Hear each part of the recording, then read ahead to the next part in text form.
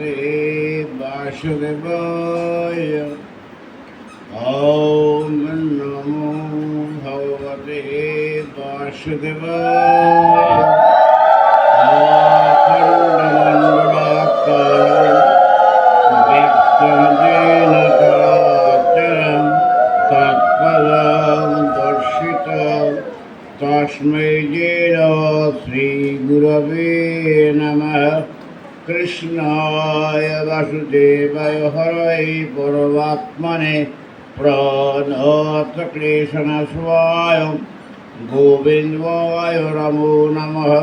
हे कृष्ण करुणा सिन्धु दीनबन्धु जगत्पते गोपेश गोपिका कान्तं राधाकान्त नमस्ते।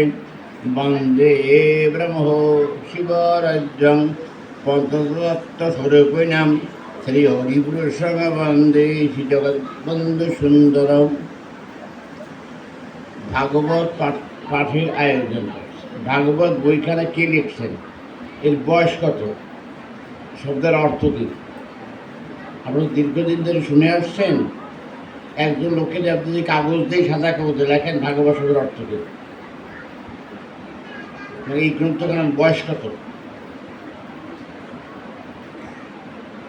এমন লোক খুঁজে পাওয়া কঠিন। জিজ্ঞেস করা হয় কিন্তু একদম তো ওয়ার্ড ভাগবত স্প্রেড উঠতে ওয়ার্ড, এরকম লোকের সংখ্যা খুব কম।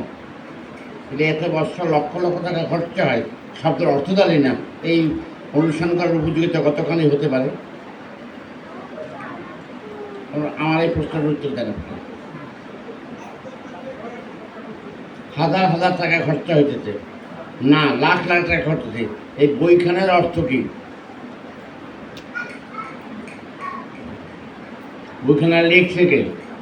বইখানার বয়স কত? তাই যদি না জানি তাহলে এই সময় ব্যয় করার অর্থ কী? তাহলে এই সময়টা নষ্ট করার অর্থ কী? জানিও না, বুঝিও না, জানার চেষ্টা করি না, চাইলে এই ধর্ম কী করে টিকে থাকবে? টিকে থাকার কোনো প্রয়োজন আছে? থাকার কোনো যোগ্যতা আছে?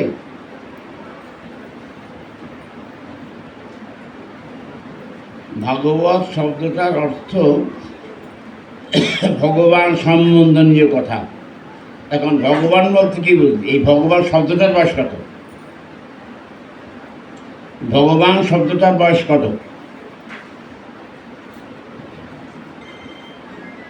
এই ভগবান শব্দটা কোন হিন্দু ধর্মগ্রন্থের মধ্যে কোথায় প্রথম ভগবান শব্দ ব্যবহার হয় বা কে ব্যবহার করেন?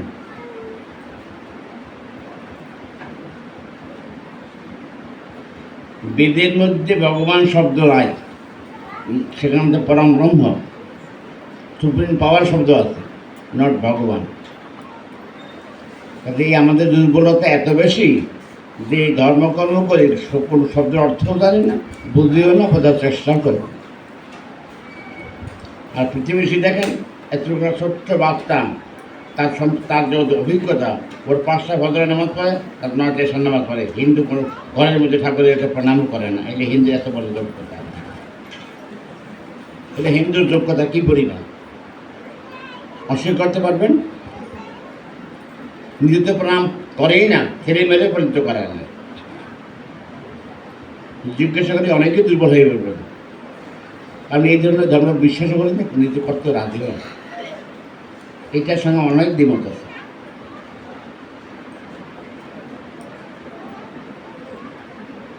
পৃথিবীর প্রাচীনতম ধর্ম সনাতন ধর্ম।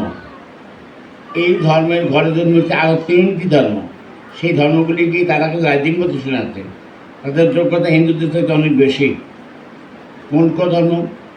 বৌদ্ধ ধর্ম, জৈন ধর্ম, শিখ ধর্ম। এই ভূমাজের সবচেয়ে মিলিটেন্স ক্যাপাসিটি, যুদ্ধ করার ক্ষমতা শিখের বেশি, পাঞ্জাবের বেশি। সেখানে হিন্দুর কোনো যোগ্যতা নেই। অত এই ধর্ম থেকে তার বৌদ্ধ ধর্ম চায়না, কোরিয়া, চীন, জাপান, থাইল্যান্ড, মালয়েশিয়া, ইন্দোনেশিয়া সমস্ত বৌদ্ধের দেশ। হিন্দুর কোনো দেশ নেই। গল্প আছে হিন্দুর গল্প আছে, আর কিছু নেই।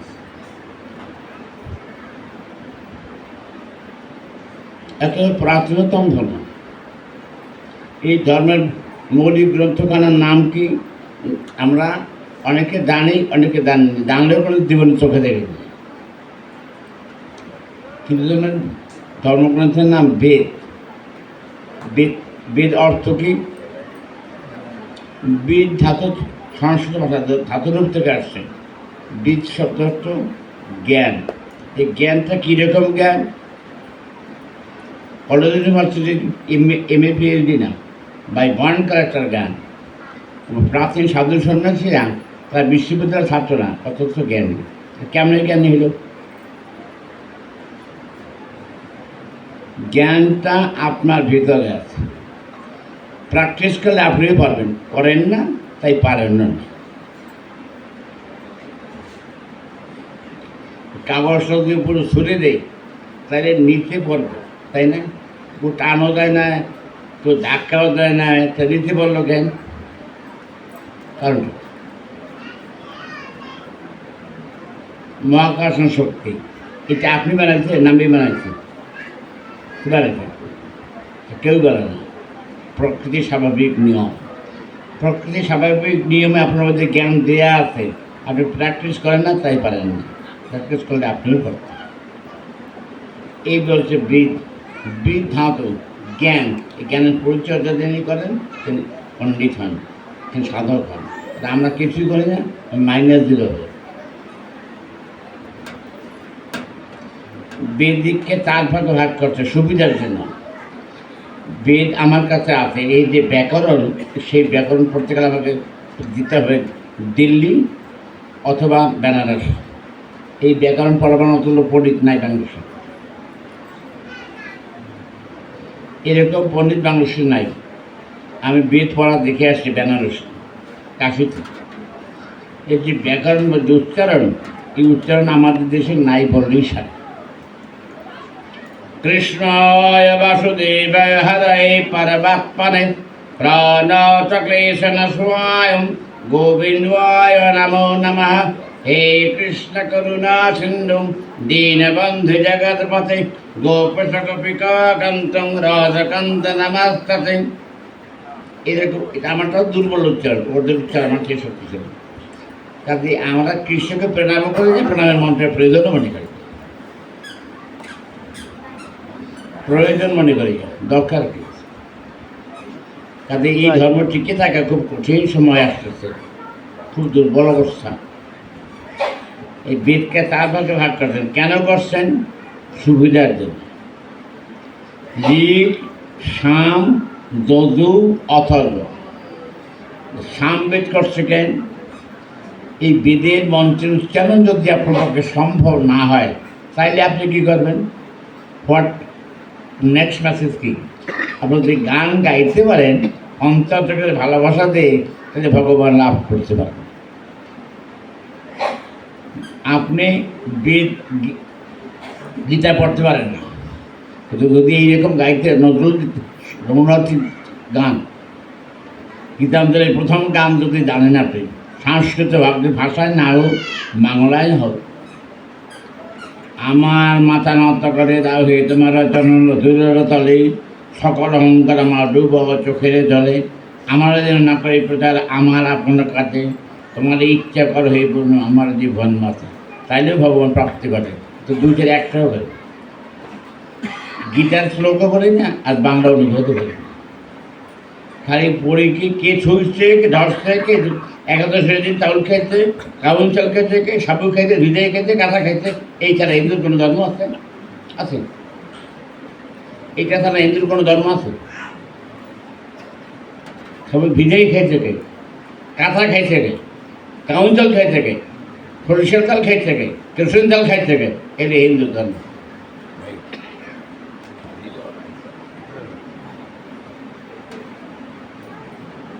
ঋক, সাম, যজু, অথর্ব। অথর্ব হইল সেখানে আয়ুর্বেদ শাস্ত্র। চিরঞ্জীব বনৌষধি এখানে বই আছে, খুব দামি বই, whole India, out of world, ইংরেজি অনুবাদও আছে। তার আয়ুর্বেদ শাস্ত্রের কথা আছে, মনের বেঁচে থাকার জন্য যে প্রয়োজন সেই কথাগুলি ওর মধ্যে আছে। তাতে সব কথা বেশি হচ্ছে এই গাছপালার মধ্যে মানুষের জীবন যাত্রা আছে। এর মধ্যে রোগ সুস্থ হওয়ার অনেক ব্যাপার আছে। বইটার নাম হচ্ছে চিরঞ্জীব বনৌষধি, অথর্ববেদ। তারপর বেদ থেকে হচ্ছে উপনিষদ, উপনিষদ থেকে হচ্ছে শ্রীমদ্ ভগবদ গীতা, তারপর আসছে ভাগবত। এর পরিচয় হচ্ছে একটা বাক্যে, নিগম কল্পতল গলিত ফলম, বেদ বৃক্ষের পাকা ফল ভাগবত শাস্ত্র। গীতার মধ্যে যে কথা আছে তাও পড়তে পারলে আমাদের ভালো করে। সবের ঘরে গীতাতে লাল কাপড় দিয়ে ধরানো আছে, দৈনিক প্রয়োজন নাই। পিসিমা মারা গেলে বুকের মধ্যে দিয়ে উঠানের মধ্যে আর কোনো গীতের কাজ আছে? অসুখ করতে পারবেন? ওটা কিনছে এই জন্য ঠাকুমা কবে মরবে তার বুকের মধ্যে কবে দেবো। আর গীতার কাজ আছে ওই দেখতে পাতা উঠিয়া ঠাকুমা মরবে কবে, বুকের মধ্যে দেবো কবে। আর গীতার কোনো কাজ আছে? এই হলো হিন্দু ধর্মের বল। গীতা গ্রন্থ কেন যদি পড়া থাকে তাহলে মানুষের জীবনে অনেক অনেক সমস্যা অতিক্রম করতে পারে। গীতা গ্রন্থ কেন আসছে মহাভারত থেকে। মহাভারতের বিশ্ব পড়বেন ১৫ অধ্যায় থেকে ৪২ অধ্যায়, এই ১৮টা অধ্যায়ের শ্রীমদ্ ভগবদ গীতা। প্রথম অধ্যায়ের নাম কি? অর্জুন বিষাদ যোগ। এই পৃথিবীতে কেউ দুঃখ চায় না, একটা লোক দুঃখ চাইছে। এই কুরুক্ষেত্রের যুদ্ধ যখন শেষ তখন কৃষ্ণ চলে গেছে পিসির কাছে। পিসির নাম কি? কুন্তি দেবী। পিসি হইল কেমনি? বসুদেবের বোন, এই জন্য পিসি গিয়ে বলছে, পিসি এখন তো যুদ্ধ শেষ, আমি চলে যাই, আবার যখন প্রয়োজন দেখা দেবে তুমি ডাকবে, আমি সাথে সাথে চলে আসবো। যুদ্ধটা কোথায় হয়েছে? এই জায়গাগুলি প্রায় সেরেন। যুদ্ধ হয়েছে 5টা গ্রাম চাইছে পাণ্ডবেরা, দুঃশাসন দেয় নাই। 5টা গ্রামের 2টা গ্রাম ইম্পর্টেন্ট গ্রাম, একটা সোনপ্রস্থ, একটা পানিপ্রস্থ। তার ইতিহাস পড়ছে, সবাই জানেন পানিপথের যুদ্ধ শুনছেন। এই ব্রেমলুদি আর বাবর এই জায়গায় যুদ্ধ করছে, যে জায়গা নিয়ে যুদ্ধ করছে দুঃশাসন, সেই জায়গায় যুদ্ধ করছে ইব্রাহিম লোদি বাবর। একই জায়গা, আগে ছিল পানিপ্রস্থ, পরবর্তীকালে পানিপথ। হিন্দু ধর্ম দুর্বল ধর্ম না, এর ঐতিহাসিক গুরুত্ব আছে। দুর্বল হচ্ছে আমরা, দানিও না, বুঝিও না, দানের প্রয়োজনও মানি করি। এইখানের দিকে যুদ্ধের শেষে বলতে, পিসি আমাকে চলে যায়, যখন প্রয়োজন দেখা দেবে তুমি আমাকে ডাকবে। বলছে, এই কথা তুমি কেন বলছো? বলছি, পিসিমা তোমার যে দুর্দিন দুঃশাসন দুর্যোধনের, সেটা আমি চোখে দেখছি। অর্জুনকে তীর মারছে, তাকে তুমি দেখছো? আমি দেখছি। যদি আপনাদের অনেকেরই গীতা আছে, ছবিটা দেখলে বুঝবেন ছবিটা কেন দেখা হয়েছে। অর্জুন বসে আছে খুব মানসিক ভারাক্রান্ত অবস্থায়, এরকম ভাবে বসে আছে, তাই না? দুঃখে ভয়। এই অশ্রদ্ধ তীর ছড়ে মারছে, যাতে স্পট ডেট এখনই মারা যায়। এইভাবে এমন স্পিডে তীর ছুড়ে মারছে, কিন্তু কৃষ্ণ ভগবান বাঁচিয়ে দেবে।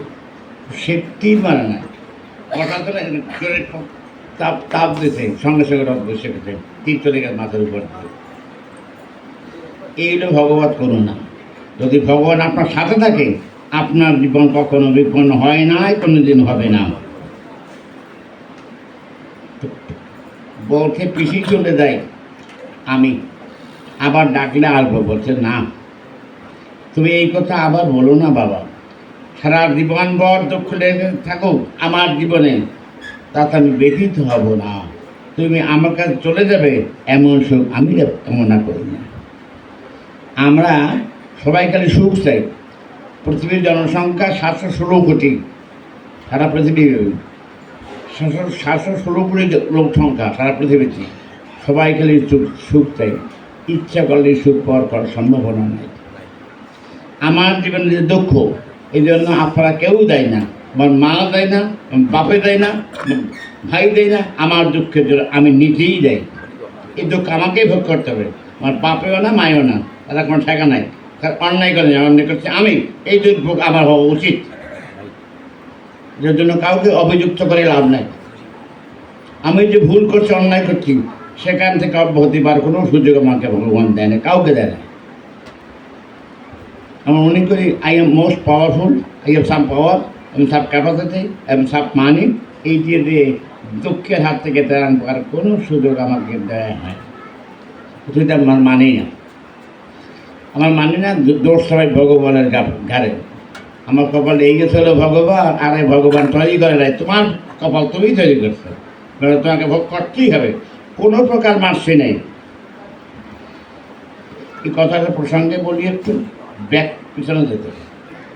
আপনারা তো জানেন রামের বাবার নাম দশরথ রাজা। এই ভদ্রলোক মারা গেছে কীভাবে? এটাকে ইংরেজিতে আধুনিক বিজ্ঞান চিকিৎসা বলে স্ট্রোক, আর আয়ুর্বেদ শাস্ত্রে বলে সন্ন্যাস শোক। হঠাৎ আকস্মিকভাবে বিগর্জে মারা যায়, ইংরেজি বলে স্ট্রোক। ব্রেনের রক্তগুলি জমা হয়ে যায়, স্পিডে ছিঁড়ে যায় নার্ভ, আর চোখে দেখা না, কথা পায় না। এটা স্ট্রোক ইংরেজি। আর প্রাচীন বাংলা হলে সন্ন্যাস শোক। দশরথ বাচ্চারে মারছে, জানেন, খালি খালি বাচ্চা, কোনো অন্যায় করে, ইনোসেন্ট বেবি, কোনো অন্যায় নেই, সে বাচ্চাটাকে মারছে। মাঠ থেকে কী জন্য? হরিণ শিকার করতে পারছে। হরিণের বাচ্চা জল খায় এইটা মনে করে তীর ছড়ে বেড়ে যেত। যোগাযোগ হরিণের বাচ্চা না, একটা মানুষের বাচ্চা। সে জল তুলতে গেল কলসি ভরে। মেয়েরা মাথায় ভালো বলবেন, কলসি যখন ভরে দেয় তখন বাতাসের সাথে আর জলের সাথে সংঘর্ষ হয়, তখন পট পট পট পট শব্দ হয়, দুইটা দুধ হয়।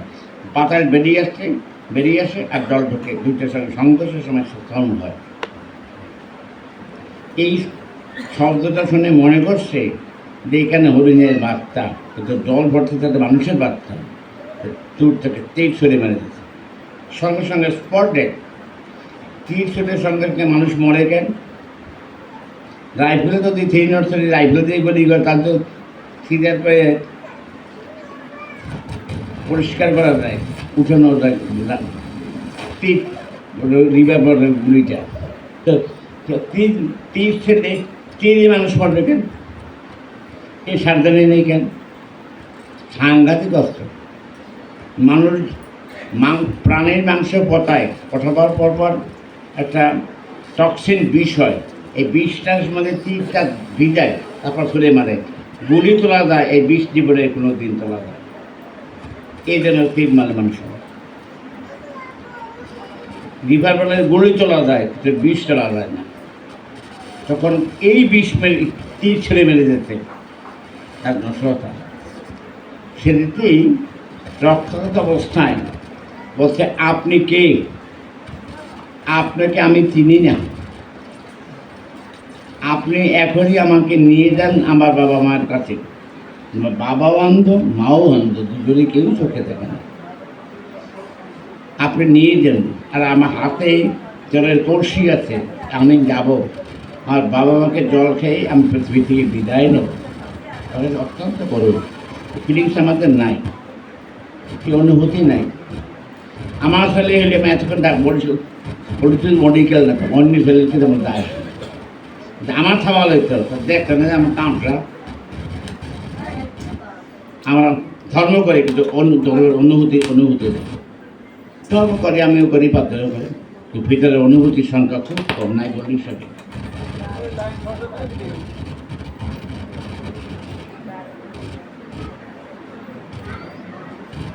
এই ঘটনাটি বাচ্চা বাবা মার কাছে নিয়ে গেছে। সে তো বোঝে নাই ছেলে মারা গেছে, ব্লাইন্ড। সে বলছে, সিন্ধু তুমি এতক্ষণ বিলম্ব করতেছিলে কেন? আমার জল তৃষ্ণায় বুক ফিটে যাচ্ছে, আমাকে নিয়ে যাও, আমাকে জল দাও তাড়াতাড়ি। বলছে বাবা আমি তো আহত। দশরথের বুকের মধ্যে দশরথ এই জ্ঞানটা জীবিত পরিচয় দিচ্ছে, আমি আপনার পুত্র হত্যাকারী, আমার অসতর্কতার ভুলের জন্য আপনার ছেলে মরে গেছে। জল দেওয়ার পর বলছে দশরথ আমি এখনই মারা যাবো পুত্র হারা বেদনায়, তুমিও মারা যাবে পুত্র হারা বেদনায়। তখন বলছে যে আমার তো পুত্র সন্তান নাই, তোর ছেলেই নাই, নৈশু একটা। আপনার কথাতেই আমি শুনে ভাবছি আমার তো সন্তান নেই। বলছে না, একাধিক পুত্রের জনক হবে, এই তোমার সন্তান সন্ততি তোমাকে ঘর থেকে বের করে দেবে, সেই বেদনায় তোমার মৃত্যু হবে। তাদের কর্মফল আমাকে ক্ষমা করবে এমন কোনো শক্তি আমার হাতে নাই। একটুকুন এক কিন্তু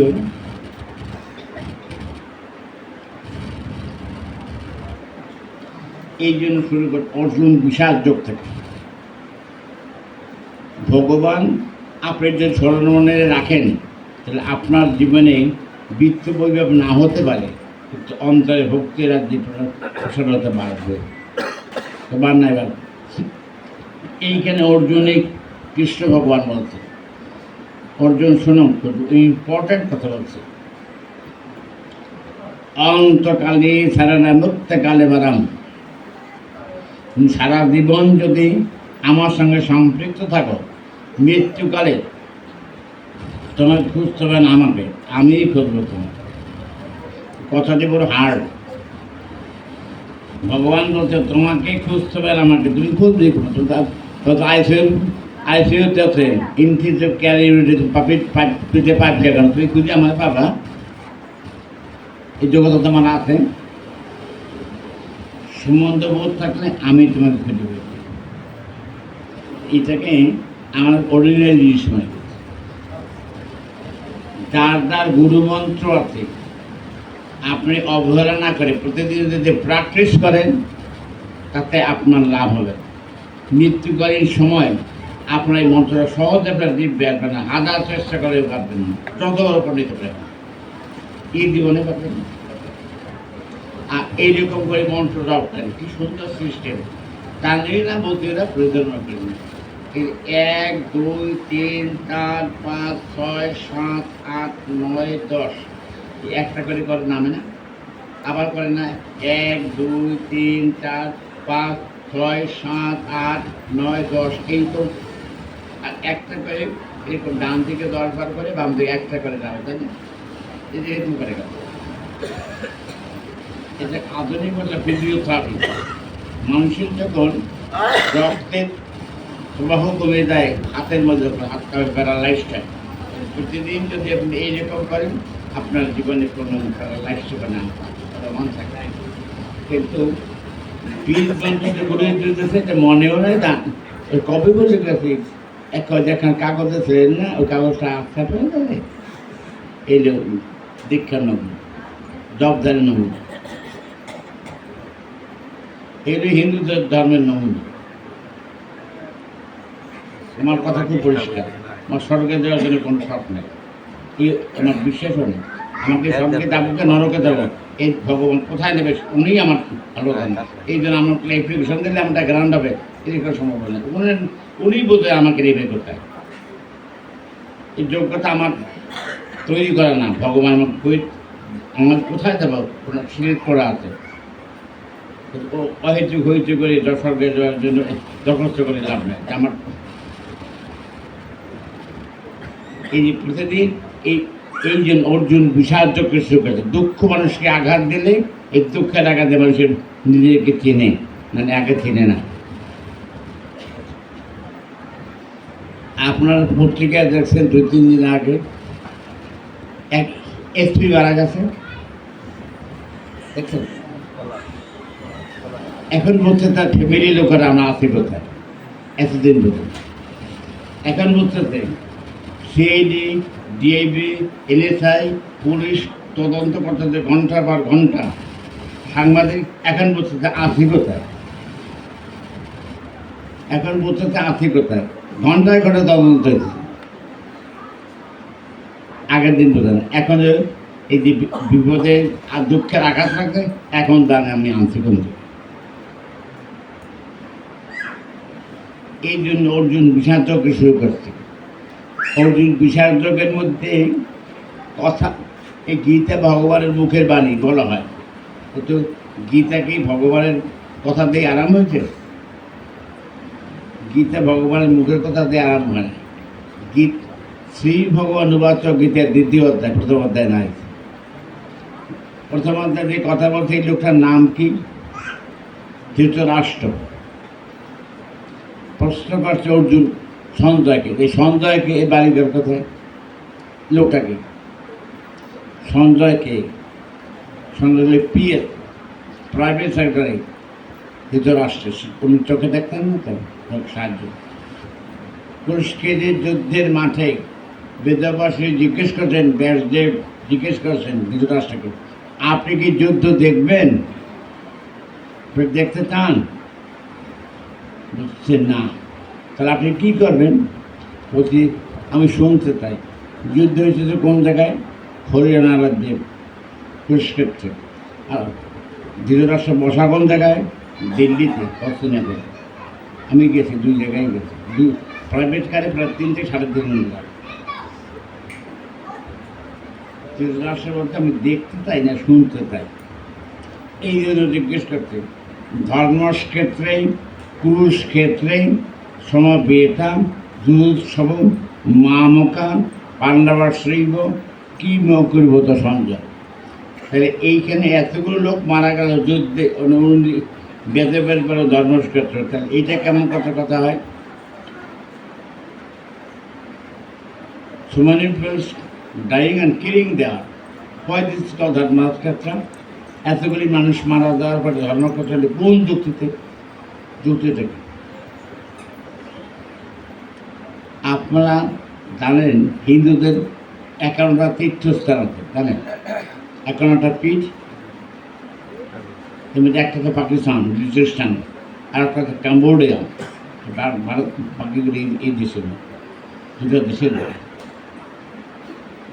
পাকিস্তানে যেটা আছে ব্লুচিস্তান আর হিংলাজ, মরুতীর্থ হিংলাজ, সিনেমা ফিল্ম হয়, আমি ফিল্মটা দেখছি।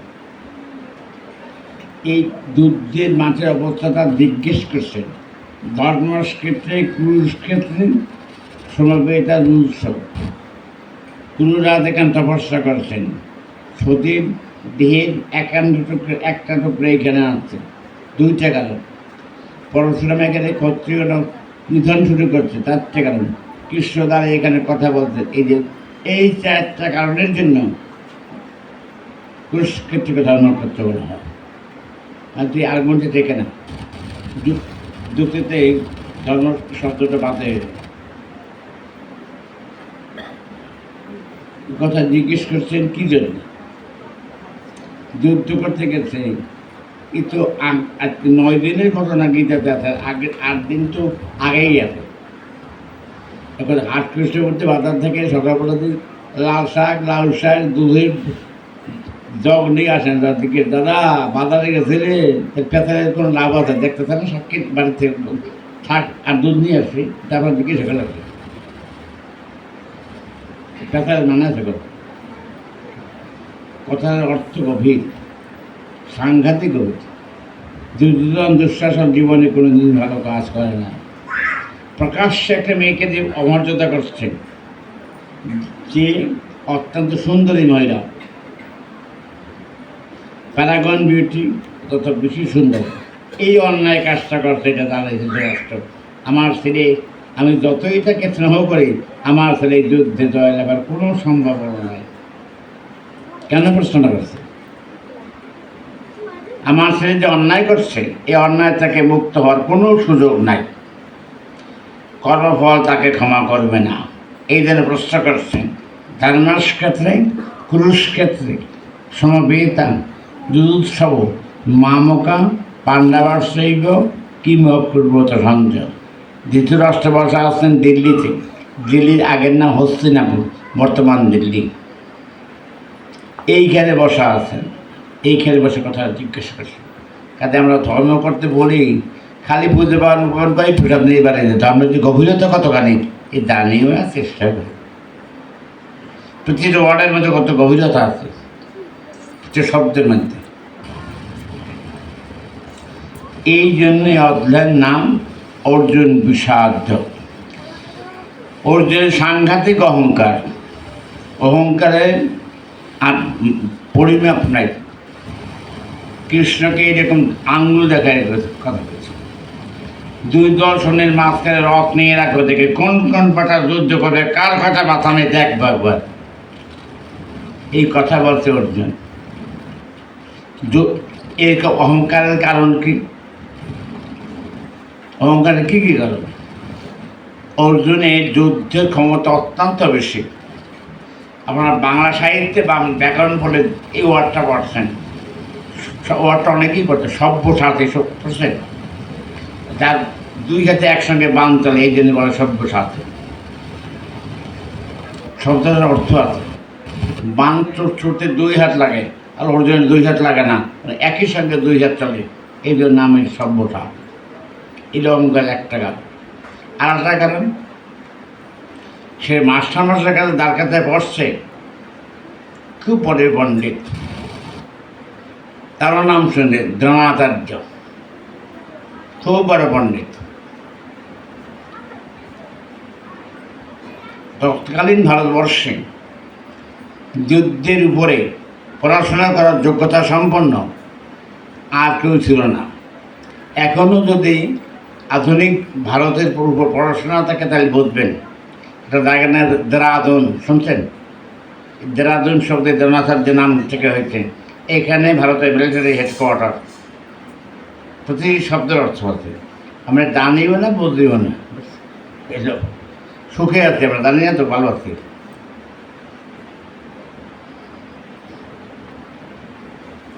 এই দ্রোণাচার্যের ছাত্র অর্জুন, এই কথাটা কৃষ্ণ ভগবান খুব মাইনরলি শুনছেন। বলছেন দুই দল স্বর্ণের মাঝখানে রথ নিয়ে রাখো, দেখি দেখবো কোন কোন পাটার যুদ্ধ করার জোর আসছে, কারা কয়টা পাতা দেখবো। অর্জুনকে কৃষ্ণ খুব সাইকোলজিক্যাল ট্রিটমেন্ট দিয়েছে, সঙ্গে সঙ্গে একটা সেকেন্ড উত্তর দিয়েছে। পার্থ ভালো করে দেখো, এই শব্দটা কেন প্রয়োগ করলো? অর্জুন শব্দটা বাদ দিয়ে বলো পার্থ বলছে কেন? অর্জুনের মায়ের নাম পৃথা, পৃথার ছেলে, এই জন্য অর্জুনকে বলা হয় পার্থ। যখন বলছে পার্থ ভালো করে দেখো, তখন অর্জুন সামনে দেখে, এর আগে দেখছে আর্মি ফোর্স, আর এখন থেকে আত্মীয়, মামাতো ভাই, কাকাতো ভাই, পিসতো ভাই। তখন বলছে না, আমি যুদ্ধ করবো না, আমি রক্তাক্ত অবস্থায় দেখতে চাই না, স্বর্গ চাই না, আমার সিংহের চূর্ণ চাই না। তখন কৃষ্ণ রাগ ধমক দিচ্ছে, এতক্ষণ কথা বলছিল কি? 1 মিনিট আগে রিমেম্বার, স্মরণ করো, তুমি বলছিলে না যুদ্ধের মাঠে কে কোন কার কটা মাথা, এই কথা বলছিলে, এখন কি কথা বলা কেন? এইখানে তোমার অবস্থাটা তুমি বোঝো না। ইলিউশন বলে ইংরেজ, ভ্রম, মায়া বা মোহ। বলছে এই লোকগুলি যারা আছে, তোমার ভয়, তুমি ভয় পাইতেছ মরলে, এরা আমার পাপির ভাগ্যে আমি যাবো, তুমি কি জানো? এদের অনেক অলরেডি ডেট, সবগুলি ওদের অশান্তি করার লাভ, ওদের আমি আগেই মারছি, শুধুমাত্র ফায়ারিংটা তুমি করে দেবা, তুমি উপলক্ষ মাত্র, বাকিটা আমার করা। তাতে আমাদের উপরে আমাদের যে অসুখ বিসুখে কঠিন পীড়া হয়, এই জন্য আমার যে কোনো দোষ নাই এটা ঠিক না, আমারও কিছু দোষ আছে, সেটা আমি জানি না, জানার চেষ্টাও করি না। কোথায় বলেছে জানার আগ্রহ আমার জীবনে যতগুলি ভুল অন্যায়, তার পেছনে আমার নিজের ভুল আছে, এই ভুলগুলি মানি না, জানি না। কি গভীরভাবে শিক্ষা দিতে সনাতন ধর্ম। এরপর অর্জুনকে বলছে যে এই মানুষগুলি যে মারা যাবে, ফিজিক্যালি ডেড, এটা মারা যাবে, যে মানুষ মরে গেলে এইটাই কি শেষ? অর্জুন এরপর উত্তর দিতে পারে, এই ব্যাপারটা শেষ না। ও মারা যাবে, ডেড বডিতে আগুনে পোড়াবে অথবা মাটিতে সমাহিত করবে, কিন্তু ওর যে আটটা জিনিস হচ্ছে ভিতরে আত্মা, ওইটা তো মারা যাবে না। তাহলে তুমি কীভাবে বলে মানলা? He cannot move alone, but physically unfit, কিন্তু তার ভিতরে যে সোল, SOUL, সোল বা আত্মা রুহ আছে, ওইটাতে কিন্তু মারতে পারছ। খুব গভীর শিক্ষণীয় বিষয়। এই কথাটা শুধু এদেশে না, আপনারা নাম শুনছেন, পৃথিবীর 2টা লোকের লেখা কোনো বই নেই, অর্থাৎ বিশ্ববাসী তাদের সবাইকে চেনে। কোন 2টা লোকের লেখা বই নেই? সারা পৃথিবী চেনে, অথচ এই লোক একটা অক্ষর নাই লোকের। লোক 2টাকে, সক্রেটিস আর মহাপ্রভু, এই 2 লোকের লেখা কোনো বই নেই। সক্রেটিসকে মারবে আগামীকাল। কেন মারবে? মারবে অজ্ঞতার কারণে। আপনারা সবাই জানেন সূর্য এইখানে থাকে, ইউরেনাস, নেপচুন, প্লুটো, শনি, মঙ্গল পৃথিবী চারিদিকে করে আর নিকতি বার্ষিকতি হয়। এই কথা বলে সক্রেটিস। আর তখন গ্রীসের রাজা বলতে না, ওইটা না, আমি যদি বলতে এইটা ঠিক। সক্রেটিস ওনার কথা মানে না, এই জন্য তাকে মারছে বিষ পান করে। এই লোকের যখন মারা হয় তার আগের দিন প্রিয়জন আসে কাঁদতে, তার প্রিয়জন যারা আছে কাঁদতেছে, জিজ্ঞেস করছে তোমরা কাঁদো কেন? বলছে কালকে তো আপনাকে মেরে ফেলা হবে, এই জন্য বেদনায় কাঁদছি। আমরা চাইছি তোমাদের বোধ কম, কালকে আমার দেহটা নড়বে না, আত্মা তো নড়বে, তাই আমি মারা গেছি তোমার কাছে কে বললো? কথাটির গভীরতা কত বেশি। আপনারা হিন্দু, আমরা ব্রাহ্মণদের থাকেন বুঝবেন। বাড়িতে অনেকেই পিতা মাতার শ্রাদ্ধ হয়, শ্রাদ্ধ মন্ত্র পরে 1 লাইনও বোঝে না, 1 লাইনও বোঝে না। কোনো মন্ত্র আছে দেখবেন, বায়ুভূত ন্যাশ্রয় নিরলম্ব, বাংলা অনুবাদ ব্রাহ্মণও জানে না, 10 মন্ত্র জানেই না। এগুলো হিন্দু ধর্মের নমুনা। খালি কাঁথা দেন, ল্যাপ দেন, তোষক দেন, বাপের স্বর্গে দেবে। কাঁথা লাভ কম্বল দিয়ে দেন, বাপের স্বর্গে পাঠাতে পারবে। মন্ত্র উচ্চারণ ভুল করতেছে। আমাকে যদি কাঁথা লাভ কম্বল দেন তাহলে আপনার বাড়ি স্বর্গে যাওয়া শিওর, কোনো সমস্যা নাই। পাসপোর্টের মেয়াদ আমি বাড়াইতে পারব। এর নাম হিন্দু ধর্ম। জীবনে কোনো অনুভূতিও নেই, কোনো প্রয়োজনও নেই। এই প্রশ্নটার উত্তর দিতে আজকে কয়েক হাজার বছর আগে সক্রেটিস, মৃত্যুতে দেহ বিনাশ হয়, আত্মবিনাশ হয় না, এই কথাটা গীতে অর্জুনকে বলছে কৃষ্ণ ভগবান, যে তুমি যে মারবা, ফায়ারিং করবা কাকে? সামবডি ইজ কিলিং, কিন্তু নোবডি ইজ ডেড। সবাই আত্মা আকাশে ভাসমান হবে। ওদের কর্মফল ভোগ করার জন্য আবার বারবার ফিরে আসতে হবে, 1 ইঞ্চি খাতির হবে না। এই জন্য সনাতন ধর্মে বলা আছে, কর্মফল আমার জীবনে, কর্মফল যদি ভগবান অর্পণ করা থাকে তাইলে আমি রক্ষা পাবো, না হয়তো আমাকে ক্ষমা করার কোনো সুযোগ নাই, 1 ইঞ্চিও না। আমার অশুভ কর্মের ফল এটা আমাকে ভোগ করতে হবে, যত বড় কোয়ালিফাই হয়নি কেন, নো মার্সি অ্যাট অল।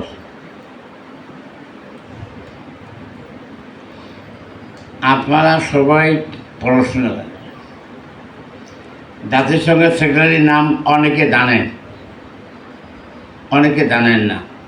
এমনি বাংলাদেশে আসছিল কয়েক মাস আগে, নাম শুনছেন, দেখছেন ছবি, নাম কি? Antonio Guterres.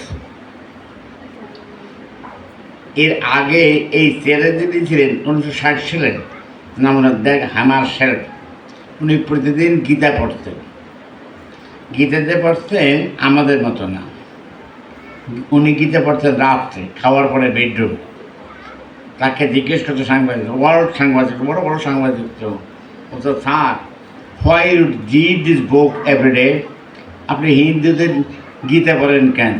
It's Aryan culture, Hindu culture, কিন্তু সেই সন্ডে নট ফর আদার। ওই জন্য তো বলেন, আপনি বলেন কেন? ওখানে একটা কথা আছে, কথাটা আমি হিন্দুদের মতো স্বর্গে যাওয়ার জন্য বলি না, স্বর্গের আমার প্রয়োজন নেই। একটা কথা আছে এখানে, সারাদিন সারা বিশ্বের দুঃসংবাদ সুসংবাদ ভালো মন্দ সব খবর আমি রাখি, কিন্তু আমার ডিউটি হলো সমাধান করা। এটা আমি পারি না। যখন আমি বিছনায় ঘুমোতে যাই তখন গড করি, oh God you save their world, I am baby. আমি একটা ছোট্ট শিশু, এই পৃথিবীর সমস্যা সমাধান করার যোগ্যতা আমার নাই, তোমার বিশ্ব তুমিই রক্ষা করো। এই কত বড় সারেন্ডার! এই বোধকে মাঝে আছে, আমাদের আছে অহংকারের ভরা। কারণ আমার এই অহংকারের মিশনে ভক্তি দিয়া কোনোদিন জগবন্ধু পাওয়ার সম্ভাবনা নাই, যত পেশাল করে। আগে অহংকারকে বাদ দিতে হবে। ভিতরে অহংকার, ঢাকা ইউনিভার্সিটির ছাত্র, MA পাস, আইনের প্রেসিডেন্ট, এই সমস্ত শব্দ দিয়ে ভগবানের বাড়ি দেওয়ার কোনো অধিকার আমাকে দেওয়া হয় না। এটা আগে সরিয়ে ফেলতে হবে। এই জন্য গীতার প্রথম অধ্যায়ের মধ্যে অর্জুন যখন বলছেন, শিষ্যস্ত্বাং সাধিম্যাং তং প্রপন্নম, হে ভগবান, আমি তোমার চরণে শরণাগত। কোনটা ভালো কোনটা আমাদের যোগ্যতা আমার নাই, তুমি যা ভালো হয় তুমি বলো। তখন দেখবেন শ্রী ভগবান বা তখন ভগবান কথা বলতে আগে বলেন নাই। ততক্ষণে অহংকার ছিল, কৃষ্ণ স্টপ, চুপ করে বসে আছেন। যখন হাত ধরে করছেন অর্জুন, তখন কথা বলছে। কিন্তু আমাদের মধ্যে অহংকার ভরা, প্রচণ্ড অহংকার। আমার দ্বারা ভক্তি লাভের কোনো সম্ভাবনা নাই যতক্ষণ না পর্যন্ত অহমিকা বোধ আমার ভিতর থেকে না দেয়। আপনারা মেয়েরা বসা আছেন, আমার চেয়ে ভালো বলতেন। সন্ধ্যাবেলা মেয়েরা কী করে দেখছেন? কিছুভাবে হিন্দু বাড়ির মেয়েরা একটা ম্যাচ কেটে দিয়ে দুইটা আগুন জ্বালায়, একটা এরকম করে পরে এক প্রদীপ জ্বালায় আর চুপকটি জ্বালায়। তাহলে প্রদীপটা যাতে না নিভে এই জন্য এরকম করে ঠেকায়, জানলা বন্ধ করে। আর ধূপকাঠিটা গায়ে জ্বলতেছে আগুন, তাই না?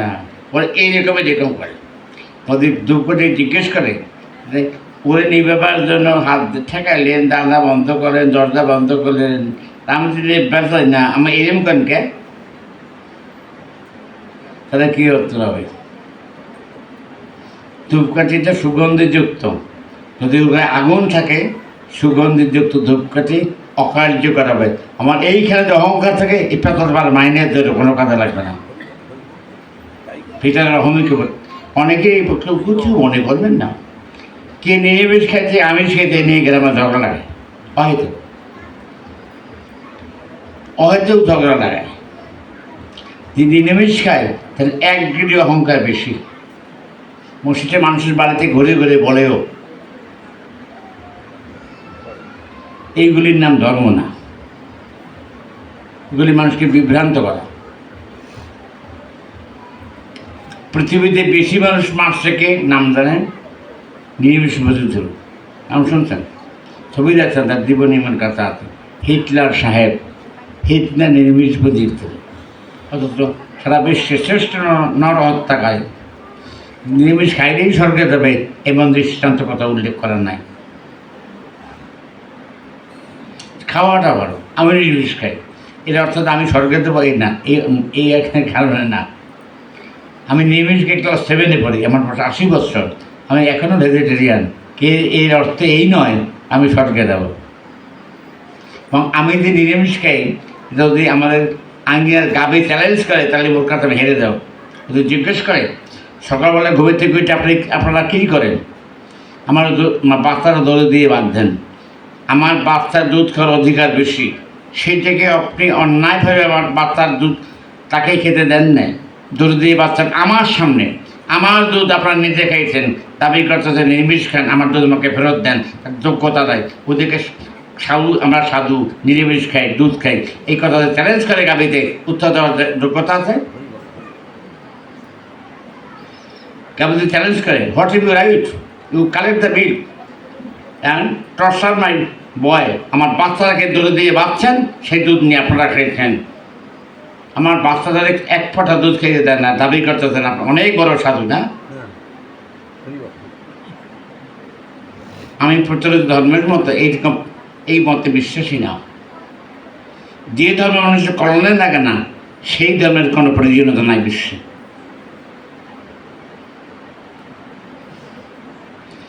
গীতার প্রতিটি অধ্যায়ের মধ্যে শিক্ষার্থীদের এমন করে আত্মা এবং দেহ দুইটি পৃথক বস্তু নিয়ে মানুষ। মৃত্যুতে দেহটি বিনাশ হয়, আত্মা অবিনাশী, কখনো বিনাশ হয় না। এবং এইরকম কতবার পৃথিবীতে আসতে হবে আমাকে, এবং এর আগে যে আমি আসছি তারই বা টাইম কত, তার ব্যাখ্যা দেয়া আছে। কি আছে? 84 লক্ষ জনে ভেদ করে মনুষ্য জন্ম লাভ হয়। এর আগে আমি বহুবার মারা গেছি, বহুবার জন্মছি, এবং এইবার যে আমার জন্মটা একটা ক্রিম জন্ম। এই জন্মে ক্রিম জন্ম যখন ভালো জন্ম দেবে, ওই ভগবানকে ডাকার যোগ্যতা আমার জীবনে আছে, পশু জীবনে নাই। ভগবান লাভের যোগ্যতা আমার একমাত্র হিউম্যান বডিতে আছে, অন্য কোনো প্রাণীর পক্ষে সম্ভব না। এই যে বলছে মনুষ্য জন্ম সবচেয়ে শ্রেষ্ঠ জন্ম। আর এই যে প্রাণী জগতে চেঞ্জ হয়, এটাকে পড়াশোনা তো আপনি সবাই জানেন। ডারউইনের বিবর্তনবাদ যদি পড়া থাকে তাহলে বুঝবেন বিবর্তন কীভাবে হয়। সবচেয়ে কম দিন বাঁচে এই প্রাণী আপনার ঘরে আছে, চিরেন্দারে ভালো থাকে। মশা 22 দিন বাঁচে, 23 দিন পর্যন্ত মশার আয়ু নাই, 22 দিন পর নর্মাল সঙ্গে সঙ্গে মরে যাবে। আর কোন জিনিস কোন প্রাণী বেশি দিন বাঁচে তারা জেনেন, নদীর মধ্যে আছে, এই পুকুরেও থাকতে পারে। কচ্ছপ 500 বছর বাঁচে। এরকম প্রাণী যে ঘুরে ঘুরে মনুষ্য জন্ম না হয়। তোমাদের শ্রেষ্ঠ জন্ম মনুষ্য জন্ম। এই জন্মে ভগবত প্রাপ্তির সুযোগ ভগবান দিচ্ছে, কিন্তু সেটাকে সঠিক যে প্রয়োগ করতে যদি আমরা পারি তাই তো লাভবান, আর না পারলে আমাদের ক্ষতিগ্রস্ত। শিক্ষা দিচ্ছেন গভীরভাবে।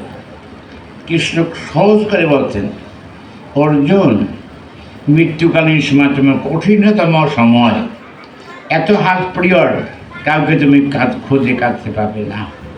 তাতে বুঝতেই পারেন আমাদের অনেক লোক আছে দেশের বাইরে, এক গ্লাস জল খাবে সেই রকম জায়গা না তার নাই। ব্যাখ্যা দেওয়ার দরকার নেই। জীবনটা তত সহজ মনে হয়, জীবন তত সহজ নয়। এই কথাটাকে অর্জুন ফাঁসা জায়গায় বলে দিয়ে গেছেন, অন্তকালে শরণা মুক্তকালে বারাম। অন্তিম সময় তোমার প্রিয়জন পৃথিবীতে কেউ নাই একমাত্র আমি ছাড়া। যদি তোমার সাথে আমার সম্পর্ক বোধ থাকে, মৃত্যুকালে তোমাকে খুঁজতে হবে না আমাকে, আমিই খুঁজবো তোমার। আপনারা তো ফরিদপুর শহরকে চেনেন না, জানেন না এমন লোক নেই। আপনারা একটা লোকের নাম শুনছেন, অম্বিকা মজুমদার, অলরেডি কংগ্রেস প্রেসিডেন্ট আনডিবেটেড ইন্ডিয়াতে, বাড়ি খান্দারপাড়, মুক্তপুর থানা, গোপালগঞ্জ জেলা। তারাই ভাইয়ের ছেলে ছিল RC Majumdar, vice chancellor Ramesh Chandra Majumdar. তার নাতে ছিল বাড়ির কাছে লোক ফণিভূষণ মজুমদার, একই ফেব্রুয়ারি লোক। অম্বিকা মজুমদার যখন বৃদ্ধ তখন বহু লোক দেখা করতে আসে তার সাথে। খুব বড় লোক টাকা না, বিদ্যায় যোগ্যতায়। ব্যারিস্টার সিআর দাস, চিত্তরঞ্জন দাস, সুভাষ বসু রাজনীতির গুরু, বুঝতেই পারে। মহাত্মা গান্ধী এই আঙ্গিরে জগৎবন্ধু প্রণাম করতে আসতেন। জগৎবন্ধু কেমন জগৎবন্ধু, তাদের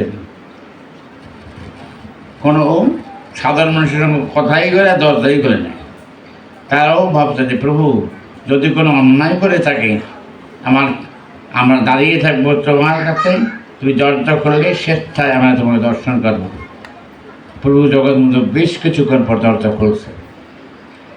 প্রভু অসীম করুণা, তোমাকে দেখতে আসছি, তোমার তার বদন দেখে তৃপ্ত হলাম, পৃথিবীতে এত সুন্দর আর ঠিক কোনোদিন দেখি নাই।